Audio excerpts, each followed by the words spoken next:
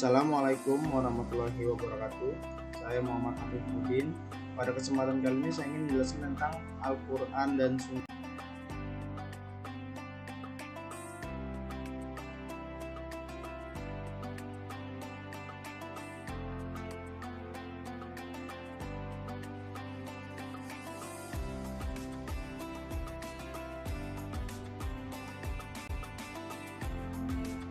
Al-Quran dan As-Sunnah merupakan pedoman hidup manusia yang mana manusia harus berpegang teguh pada keduanya supaya selamat dunia dan akhirat. Al-Quran sebagai pembina manusia guna mampu menjalankan fungsinya sebagai hamba Allah dan khalifah di muka bumi. Pengertian Al-Quran. Secara etimologis, kata Al-Quran mengandung arti bacaan atau yang dibaca. Lafal Al-Quran berbentuk isim masdar dan dengan makna isim maf'ul. Kemudian dipakai kata Al-Quran. Untuk Al-Quran yang dikenal sekarang ini, kata Al-Quran digunakan dalam arti sebagai nama kitab suci yang diturunkan kepada Nabi Muhammad SAW. Sejarah turunnya Al-Quran dan karakteristik Al-Quran.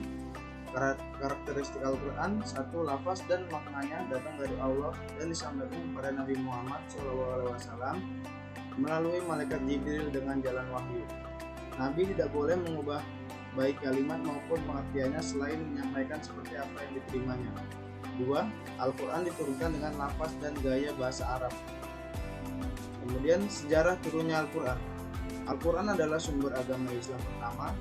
Al-Quran adalah kitab suci yang memuat wahyu Allah, sama benar dengan yang disampaikan oleh malaikat Jibril kepada Nabi Muhammad sebagai Rasul Allah.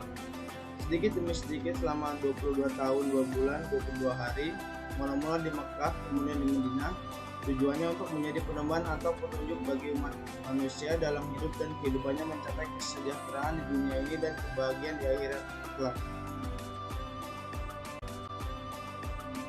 Sunnah. Secara etimologi, Al-Sunnah yaitu cara atau jalan terpuji atau tercela. Secara terminologi, Al-Sunnah adalah sebagai berikut.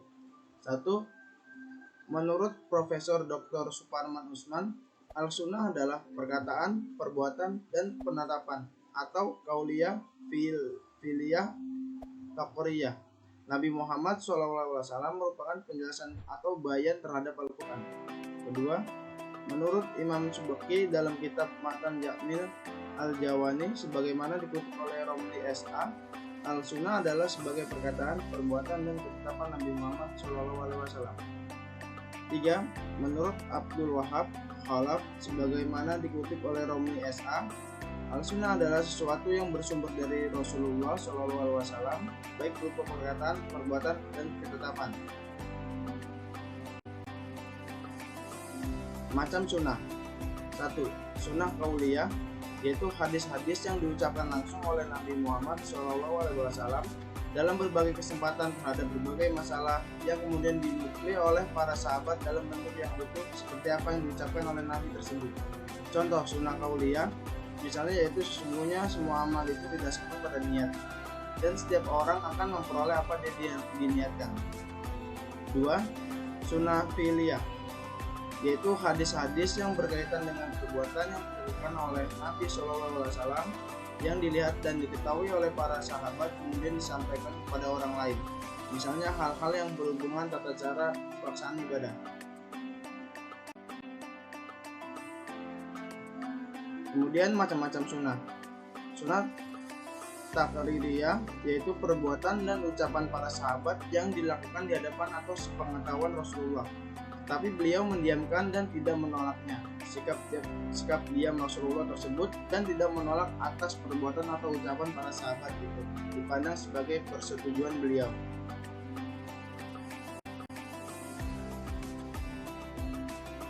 Sunnah hadis yang boleh dijadikan hujjah yaitu sunnah yang mutawatir, sunnah hadis sahih, dan sunnah hadis hasan. Terima kasih, sekian dari penjelasan dari saya. Wassalamualaikum warahmatullahi wabarakatuh.